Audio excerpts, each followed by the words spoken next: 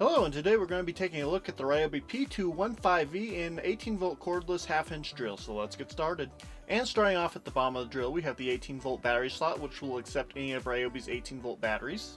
Moving upward, we have a magnetic tray. On previous models, this magnetic tray was much larger, so it's rather a disappointment to see the size of the magnetic tray on this model. However, it still has one, so that's still a good thing. And directly in front of the magnetic tray, we have the LED light. Overall, the LED light does a decent job of lighting up the area directly in front of the drill. It's not going to be the brightest little LED light on a drill on the market, but at the same time, it does its job and is perfectly adequate. The light will become activated when you pull the trigger, and as soon as you release the trigger, the light will turn off. So overall, it's a decent design and perfectly adequate for this drill. And directly in front of the LED light, we have a bit holder, which will hold a single bit. On the newer line from Ryobi, the HP series, they've done away with the bit holders, and I think that was a huge mistake. I really think that they need to bring it back on their HP series. I think even though they're trying to appeal to the pros with that series, I think it was a huge mistake to do away with the bit holder because it's a super handy feature to have and one that I definitely miss on the newer line of drills and impact drivers. Moving upward, we have the rubberized hand grip. Overall, the hand grip isn't too large or too small, and the rubberized finish isn't too soft or too hard. So overall, I do think the hand grip is perfectly fine on this drill. Next up, we have the trigger. The trigger on this drill overall is a nice filling trigger. There's good definition between the different speeds, and it really doesn't get sticky or jam up anywhere along the pull. So definitely a decent trigger, especially considering the price of the drill. And above the hand grip and trigger, we have the forward/reverse locking switch. Overall, this switch is decent, although in my opinion it feels a little bit too plasticky and hollow feeling, and it doesn't really have that great of a feel when you're pushing it in between the different modes. So it's okay, it's just not great. So moving on. Next up, we have the clutch. Overall, I think it's a decent clutch. It's not super stiff or super soft, so you're not going to have a difficult time adjusting it. And you're not going to accidentally bump it into a different position either. It's easy to access if you're wearing gloves or if you're barehanded. So overall, it's a decent clutch. And next up, we have the chuck, obviously. The chuck on this drill is a plastic chuck, and it does a fairly decent job. I actually prefer having a plastic chuck to a metal chuck because personally, I think the plastic chucks just look better over time. Metal chucks just lose all their paint and look like crap after a few uses. So overall, I have no issue with it being plastic.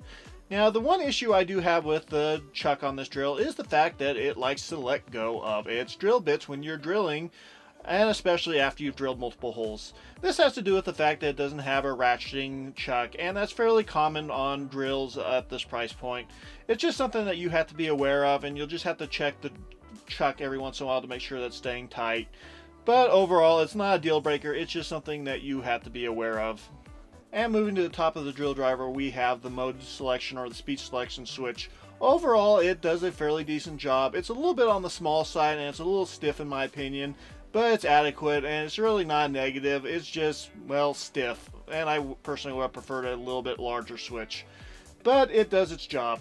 And directly in front of the speed selector switch, we have the very hard to see arrow for selecting the speeds on the clutch. Overall, it's there, and you can see it if you look for it. The easiest thing to do is just to ignore it, and whatever the position is at the top of the clutch is whatever position you're in. So overall, it's there. Using a 4 amp hour battery as well as a drill bit, the tool will weigh right around 1,941 grams or about 4.2 pounds. And without a battery or drill bit, the tool weighs 1,214 grams or about 2.7 pounds. And that is it for the drill overview. Now here are some videos of the drill in action.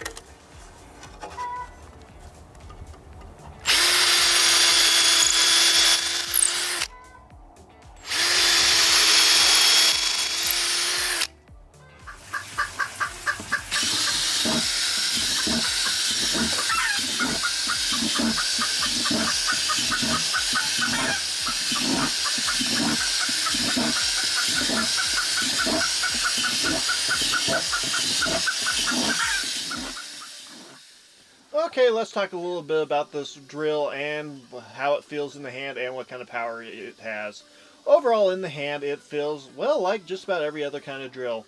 The weight is a little bit on the heavy side, but it's still completely manageable, and for the price point, you really can't expect to have a much lighter weight drill. Overall, it feels fairly solid, and there really isn't anything too horrible that stands out. Like I said earlier, the selection switches in between forward and reverse feels a little bit cheap, but other than that, it's perfectly adequate. So overall, I have to say, it feels fine, especially considering what price point it's coming in at. Now, driving in screws and other fasteners that have threads on them, it worked just fine. It did a good job of driving them in or extracting them. Personally, though, I prefer using an impact driver because it'll protect your bits and it'll protect the heads of the screws better, but everybody's different and everybody has different preferences. But for me personally, I still prefer impact drivers. Now, the clutch on this drill works great. It is a mechanical clutch, and I think it actually works fairly decently. I actually prefer the mechanical clutches to the electronic clutches because the electronic clutches, well, they don't always seem to engage at the lower settings or when you need lower torque, and then sometimes they'll chew up your fastening devices. So overall, I actually really do like the clutch on this drill, and it has 24 different settings, so you'll be able to find whatever setting you need.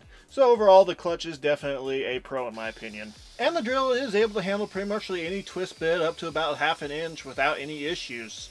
And it did a good job, and it did it in a fairly speedy manner.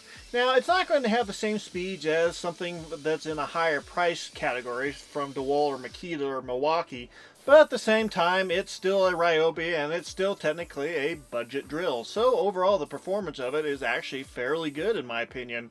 I was able to drill 19 consecutive ½ inch holes through a 4x4, and by the time I was done, it was just beginning to feel warm. So overall, I have to say the performance is, well, pretty good considering the price point. Okay, let's talk about spade bits now. Overall, this drill is able to handle spade bits fairly well. I was able to drill 3 consecutive holes using an 1.5" spade bit, and it was able to do this. Now keep in mind, I'm drilling into a 4x4, not a 2x4, so it actually did a fairly decent job with how long it took to drill all the way through the 4x4. So overall, I think the performance of this drill is actually fairly decent. Now, the drill is definitely beginning to heat up by the end of the 3rd hole, and I think that probably has more to do with the quality of the bit I was using. I think if you're using a higher quality bit, the drill will do much better. But since I don't have a higher quality bit at the moment, I decided to stop, since I don't really like seeing my tools turned into molten piles of slag on the floor.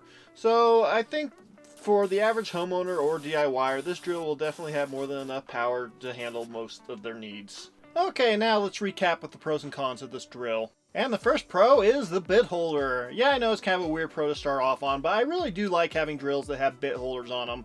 So overall, I would definitely consider this to be a pro and a very useful feature which should never be removed, although Ryobi removed it in later models. And the second pro is the build. Overall, the build of this drill feels nice and solid. There really is no wiggly parts or pieces, and nothing on it feels especially flimsy, except for maybe the forward and reverse selector switch, but that's really not that big of a deal, and I really don't think it's going to break. So overall, the build on this drill is nice.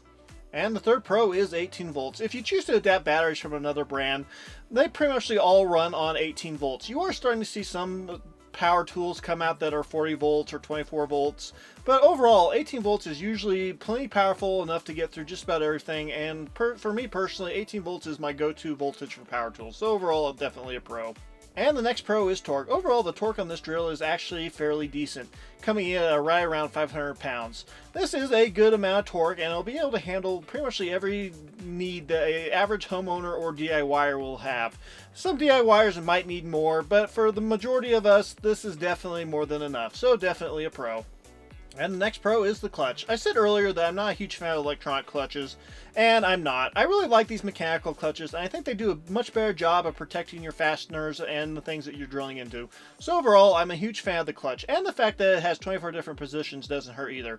So you have plenty of choices, and it's mechanical. So overall, I would definitely say this is a pro. And the next pro is the LED. Considering the price point of this drill, it is nice to have an LED on board. It definitely helps when you're working in dark or cramped areas, and it definitely is a nice feature to have, so definitely a pro. And the first meh is the size. This is a fairly large drill, and it's not going to be the best drill for getting into tight spaces. Overall, it's really not that big of a deal, but it's just something to be aware of. That's why it's not a pro and it's not a con, it's just a meh. And the next meh is the selector switches. Overall, there really is nothing wrong with the selector switches. I just feel like the forward and reverse selector switch is a little bit cheap feeling, and that the top switch for the different speeds is a little bit stiff. But other than that, there really is nothing wrong with them, and it's not a con and it's not a pro, it's just meh. And the last meh is that it's heavy. It's not going to be a bow anchor, don't get me wrong, but at the same time, it's not a featherweight either. It's definitely on the heavier side, and I think they went with the right decision making it heavier and not compromising on the build quality.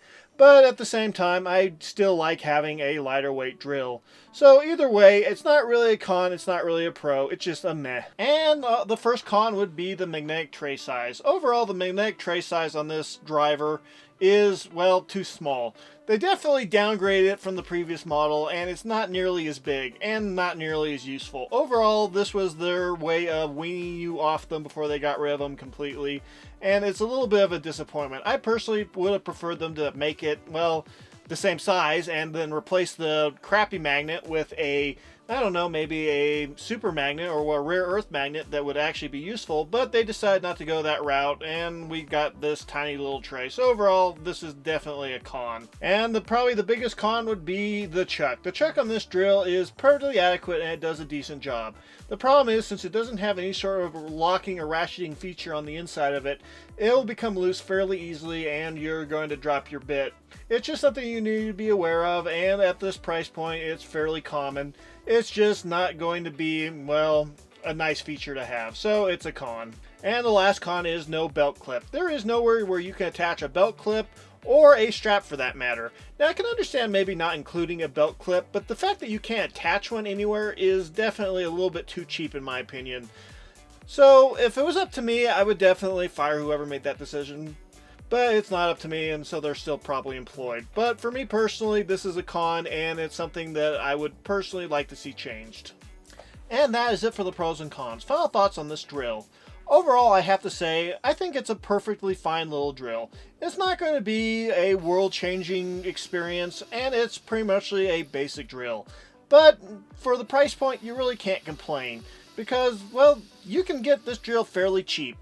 If you buy it brand new over at Home Depot, it will cost you right around $50 without a battery.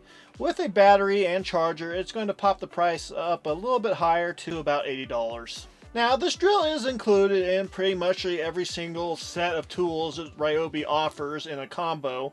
And so, honestly, that's how I ended up getting mine. I ended up getting the multi-tool set that was about $200, and that's how I got the multi-tool, that's how I got this, the impact driver, the light, and all that. I figured that would be the best deal, and in my opinion, I've actually been fairly happy with pretty much all the tools that have come from that set. If you don't want to pay those prices, you can actually get it for fairly cheap over at Factory Direct Tool Outlet. And when I mean cheap, I mean if you picked up the factory refurbished model, it'll cost you, well, right now during Black Friday, it costs right around $16 or about $32 for a factory blemished model. So overall, that's not a bad way to go. Just keep in mind that you will have to pay shipping. At the end of the day, I think most homeowners or DIYers or just people who need a drill will be perfectly happy with this little drill. Well, maybe it's not so little, but you get the point. For me personally, I prefer having a drill that has a few more advanced features, such as the ratcheting chuck or maybe the larger bit holder tray. And so this really isn't my daily driver. But that being said, I am keeping this drill, and I think it's a good backup or a loaner drill, and I think it does a decent job, and I don't think it's going to fall apart within 5 seconds of use either. So it comes recommended. And if you like this video, please like and subscribe, and we'll see you next time. Thanks for watching.